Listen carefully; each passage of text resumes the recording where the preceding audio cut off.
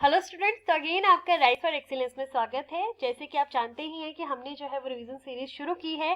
तो यहाँ पे हम जो है वो 15 पार्ट कंप्लीट कर चुके हैं। तो आप जाइए वहाँ पे प्लीज चेक करिए और वहाँ पे अपना रिवीजन जो है वो कर सकते हैं। और साइकोलॉजी भी हमने करना चालू कर दिया है, पार्ट हम देख लीजिएगा, आप वहाँ प्लेलिस्ट चेक करिए और वहाँ पे साइकोलॉजी का रिवीजन कर लीजिएगा। बिकॉज आपको टीचिंग एग्जाम से रिलेटेड, जो भी टीचिंग का रिलेटेड एग्जाम्स की तैयारी कर रहे हैं, तो साइकोलॉजी तो आनी ही है। चाहे वो टीजीटी कमीशन है, जेबीटी है, आपका टैट है, सी टैट है, सब में जो है साइकोलॉजी देखने को मिलती ही है, आपको पता ही है। ठीक है, तो यहाँ पे जो है वो हमने साइकोलॉजी भी थोड़ा शुरू किया है, तो वहाँ पे आप देख के जो है वो अपना रिवीजन कर सकते हैं। और जो हमने जीके रिवीजन सीरीज जो है वो शुरू की है, जहाँ पे आपको साथ में सारा जीके कवर किया जाता है, जो भी आपके पीवाई क्यूज हैं वहां से रिलेटेड जो भी एक्स्ट्रा इन्फॉर्मेशन है वो भी हम रिवीजन उसका करते हैं। तो यहाँ पे आज के फर्स्ट क्वेश्चन से हम लोग स्टार्ट करते हैं। जनरल साइंस का भी अगर आपने रिवीजन करना है तो कुछ इंपॉर्टेंट पार्ट्स हमने बनाए हैं, वहां जाके आप चेक करिए, रिवीजन कर सकते हैं। तो चलिए आज के फर्स्ट क्वेश्चन से स्टार्ट करते हैं। तो आज का फर्स्ट क्वेश्चन है, in which schedule of Indian constitution contain the list of recognised languages. इसमें बोला गया है कि भारतीय संविधान की किस अनुसूची में मान्यता प्राप्त भाषाओं का उल्लेख है। तो यहाँ पे देख लेते हैं। यहाँ पे आपका जो ऑप्शन है that is first, second option है थर्ड, यहाँ पे सी ऑप्शन है सेवंथ एंड डी ऑप्शन है यहाँ पे एट्थ। का करेक्ट ऑप्शन है option D, that is eighth. ठीक है, तो यहाँ पे देख लेते हैं पहले कि आपका जो अनुसूचियां हैं उनका उल्लेख जो है वो कॉन्स्टिट्यूशन में जो है वो भाषाओं के बारे में यहाँ पे पूछा गया है। तो ये 8वीं अनुसूची से संबंधित है। अब क्वेश्चन और क्या पूछा जा सकता है कि भारतीय संविधान की बताइए कि मूल रूप से पहले जो ओरिजिनली कितनी अनुसूचियां थी, मूल रूप से कितनी थी पहले। तो पहले जो थी वो 8 अनुसूचियां थी और बाद में जो है वो टोटल अभी एट प्रेजेंट जो है वो कितनी है, तो अभी जो है वो 12 अनुसूचियां हैं। मोस्ट इंपॉर्टेंट है, पूछा जाता है, ओरिजिनली पहले भी पूछा जाता है और एट प्रेजेंट का भी पूछा जाता है कि बताइए अभी कितनी है। और यहाँ पे आपको पूछा गया है कि लैंग्वेजेस का 8th का जो है यहाँ पे उल्लेख है। और अब देख लेते हैं कि प्रथम अनुसूची में जो है वो क्या बोला गया है। थोड़ा सा रिवाइज कर लेते हैं, जैसे जैसे क्वेश्चन आता जाएगा वैसे वैसे हम डिस्कस करते रहेंगे। तो अभी देख लेते हैं कि प्रथम अनुसूची में जो है वो किसके बारे में बोला गया है। तो प्रथम अनुसूची में जो है वो राज्यों और जो आपके यूनियन टेरिटरीज है वहां का उल्लेख है यहाँ पे। द्वितीय अनुसूची में जो है वो भारतीय राज व्यवस्था से संबंधित जो भी विभिन्न पदाधिकारी हैं उनके वेतन, भत्ते और पेंशन का उल्लेख है। पूछा जा सकता है कि बताइए कि वेतन, भत्ते और पेंशन का उल्लेख जो है वो कौन सी अनुसूची से संबंधित है। तो वो है द्वितीय अनुसूची, सेकंड से जो है संबंधित है। तो यहाँ पे ऑप्शन, पहले जो यहाँ पे ऑप्शन दिए गए हैं उसके बारे में डिस्कस करते हैं। तो यहाँ पे फर्स्ट जो आपको अनुसूची दी गई है तो वहां पे किसके बारे में बात की गई है, तो वहां पे राज्यों और यूनियन टेरिटरीज के बारे में उल्लेख है। यहाँ पे थर्ड के बारे में, सेकंड तो हमने पढ़ा ही, अब हम थर्ड के बारे में जान लेते हैं कि थर्ड में क्या बोला गया है। तो थर्ड जो आपकी अनुसूची है वो है शब्द से रिलेटेड। ठीक है, तो यहाँ पे बोला गया है कि जो विभिन्न पदाधिकारी हैं जो पद ग्रहण करने के इसमें ली जाने वाली ओथ है, ठीक है, शब्द का उल्लेख जो किया गया है वो तीसरी अनुसूची में किया गया है। और यहाँ पे अगर हम 7th अनुसूची के बारे में बात करें तो 7th अनुसूची जो है किससे संबंधित है, तो ये है आपकी, याद रखिएगा, मोस्ट इंपॉर्टेंट पूछा जाता है यहाँ से कि ये केंद्र और राज्य के बीच जो शक्ति का बंटवारा होता है उनसे संबंधित है 7वीं। और ये क्वेश्चन आता है कि बताइए संघ सूची है, राज्य सूची है और समवर्ती सूची, कॉन्करेंट बोलते हैं समवर्ती को। ठीक है, तो बोला जाता है कि इसके अंतर्गत, किस अनुसूची के अंतर्गत ये तीनों सूचियां आती हैं, कौन कौन सी, संघ सूची, राज्य सूची और समवर्ती सूची। तो ये आती है 7th अनुसूची के अंदर, इस चीज को याद रखिएगा। ठीक है, तो फर्स्ट जो है वो हमने कर लिया, थर्ड के बारे में भी जान लिया, 7th के बारे में भी जान लिया, और यहाँ पे 8th तो ऑलवेज यहाँ पे देके रखा था आपको कि लैंग्वेज से संबंधित जो है वो कौन सी अनुसूची है, वो है 8th।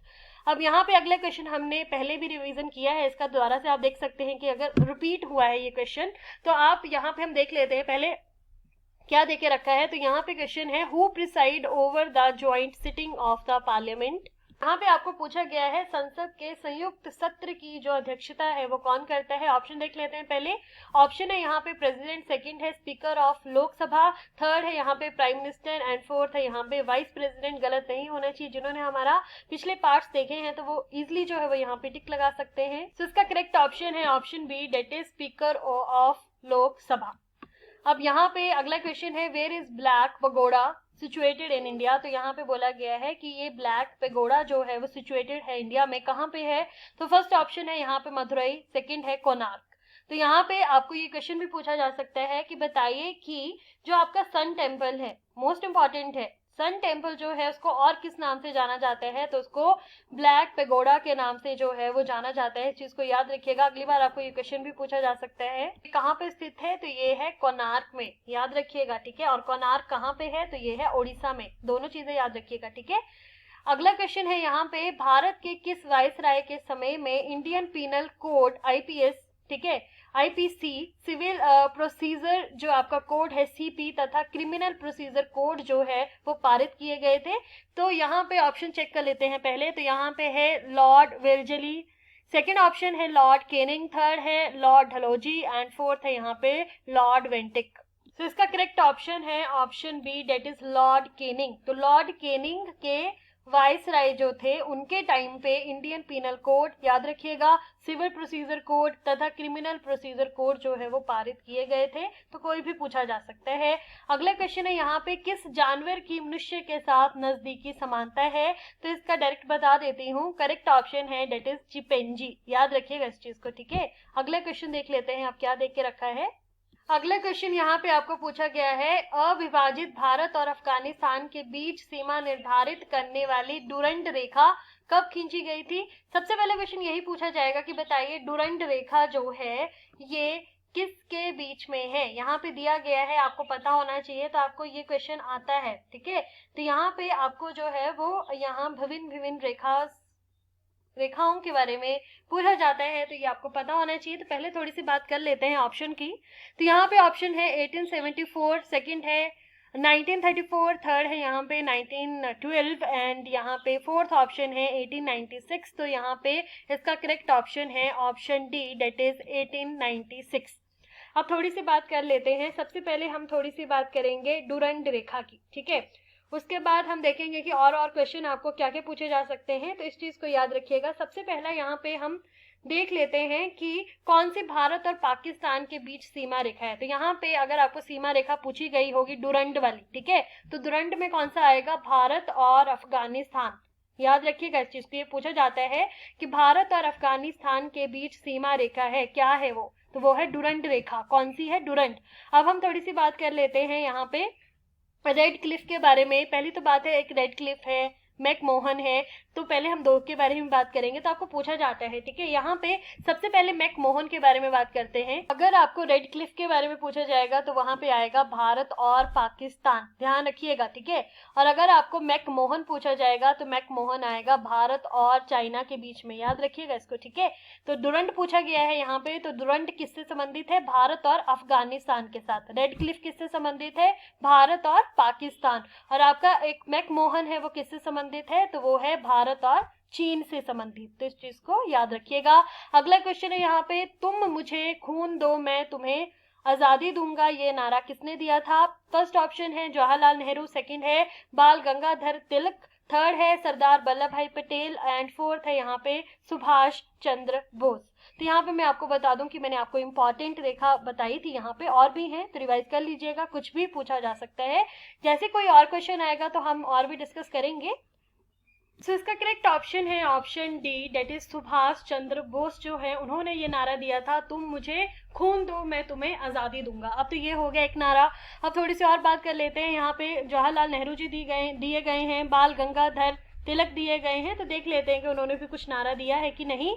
तो यहाँ पे स्वराज हमारा जन्म सिद्ध अधिकार है, फिर से सुन लीजिएगा, स्वराज हमारा जन्म सिद्ध अधिकार है, ये बोला है बाल गंगाधर तिलक ने। और यहाँ पे एक और है आपका, आराम हराम है, ये बोला था जवाहरलाल नेहरू ने, याद रखिएगा, पूछा जा सकता है। भारत छोड़ो ये किसने कहा था? तो ये कहा था महात्मा गांधी जी ने। जय हिंद किसने बोला था? तो ये भी बोला था सुभाष चंद्र बोस ने। दिल्ली चलो किसने बोला था? ये पूछे जाते हैं, दिल्ली चलो भी पूछा जाता है, पूछा गया भी है पहले। तो दिल्ली चलो बोला था सुभाष चंद्र बोस ने। हे राम किसने बोला था? तो ये बोला था महात्मा गांधी ने। एक पूछा जाता है कि सारे जहां से अच्छा हिंदुस्तान हमारा, ये किसने बोला था? तो ये बोला था मोहम्मद इकबाल ने, याद रखिएगा इसको। फिर इनकलाब जिंदाबाद जो है वो किसने बोला था, तो वो बोला था भगत सिंह ने। तुम मुझे, ये हमने ऑलरेडी डिस्कस कर लिया है। वंदे मातरम जो है वो किससे संबंधित है पूछा जाता है, तो वंदे मातरम है बंकिम चंद्र चटर्जी। तो ये कुछ इंपॉर्टेंट नारे हैं, तो आपने इनका रिवीजन कर लेना है। फिर उसके बाद आपको जनगण मन के बारे में भी पूछा जाता है, रविंद्रनाथ टैगोर से जो है वो ये संबंधित है। और यहाँ पे जो है वो आपको ये भी पूछा जा सकता है कि ये किसने बोला था, हमने घुटने टेक कर रोटी मांगी थी किंतु उत्तर में हमें पत्थर मिले। तो ये बोला है महात्मा गांधी ने, चीज को याद रखिएगा, ठीक है, पूछा जा सकता है। फिर एक और भी है, क्रांति की तलवार में धार विचारों में पत्थर रगड़ने से आती है, तो ये बोला था भगत सिंह ने। तो आपने ये सब पढ़ लेना है, बहुत इंपॉर्टेंट है।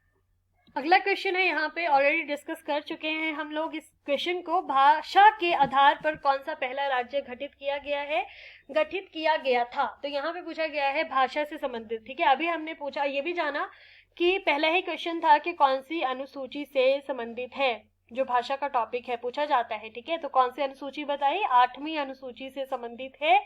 और यहाँ पे भाषा के आधार पर कौन सा पहला राज्य गठित किया गया था, तो यहाँ पे इसका करेक्ट ऑप्शन है option C, that is Andhra Pradesh. याद रखिएगा, मोस्ट इंपॉर्टेंट है, बार बार जो है ये क्वेश्चन पूछा जाता है। अब यहाँ पे अगला क्वेश्चन है, किस प्रधानमंत्री की आत्मकथा matters of discretion and autobiography नामक शीर्षक से है। तो यहाँ पे आपको जो है वो बुक्स पढ़ लेनी है, मोस्ट इंपॉर्टेंट, चाहे वो एचपी की हो, इंडिया की हो, वर्ल्ड की हो, आपको पूछी जा सकती हैं। तो यहाँ पे ऑप्शन पहले देख लेते हैं। पहला है इंदिरा गांधी, सेकंड है यहाँ पे एच.डी. देवे गौड़ा, थर्ड है मनमोहन सिंह एंड फोर्थ है यहाँ पे आई.के. गुजराल। करेक्ट ऑप्शन है option D, that is I K. Gujral. इस चीज को जो है वो आपने याद रखना है, आपको पूछा जा सकता है।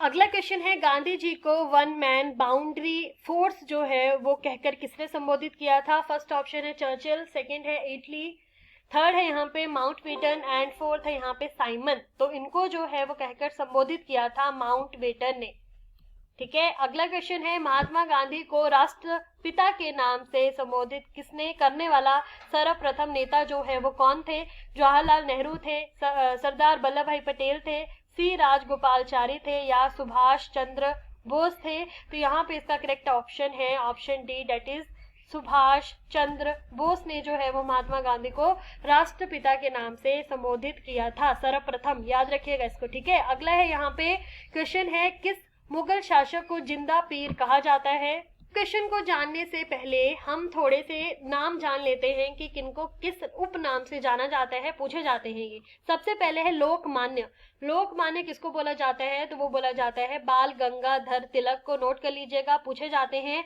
दूसरा है यहाँ पे लोकनायक, पूछा गया है यहाँ पे लोकनायक और लोकमान्य दोनों में डिफरेंस है, याद रखिएगा। लोकमान्य बोला जाता है बाल गंगाधर तिलक को और लोकनायक बोला जाता है जय प्रकाश नारायण जी को। यहाँ पे अगला है गुरुदेव जो है वो किसको बोला जाता है, तो वो बोला जाता है रविंद्रनाथ टैगोर को, याद रखिएगा, पूछा जाता है। और यहाँ पे आपको और पूछा जाता है कि देख लेते हैं, देश रत्न अजात शत्रु जो है वो किसको बोला जाता है, तो वो बोला जाता है डॉक्टर राजेंद्र प्रसाद को।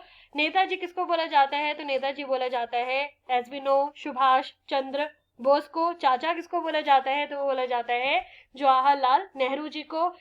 शहीद ए आजम मोस्ट इंपॉर्टेंट है, भगत सिंह को जो है वो यहाँ पे बोला जाता है। माता वसंत जो है वो किसको बोला जाता है, तो वो बोला जाता है एनी बेसेंट को, याद रखिएगा। भारत कोकिला मोस्ट इंपॉर्टेंट, पहले हम कर चुके हैं, जिन्होंने पार्ट नहीं देखे हैं तो जाके रिवीजन कर सकते हैं, वहां पे हमने ये सब पढ़ा हुआ है।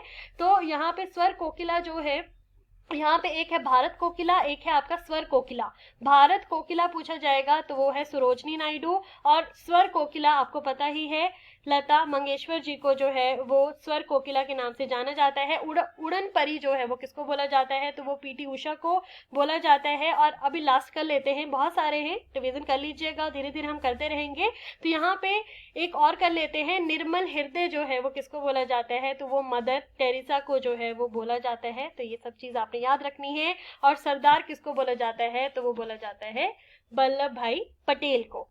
अच्छा, हम ये कर रहे थे किस मुगल शासक को जिंदा पीर कहा जाता है, तो यहाँ पे ऑप्शन देख लेते हैं। फर्स्ट है हुमायूं, सेकंड है जहांगीर, थर्ड है यहाँ पे अकबर एंड फोर्थ है यहाँ पे औरंगजेब।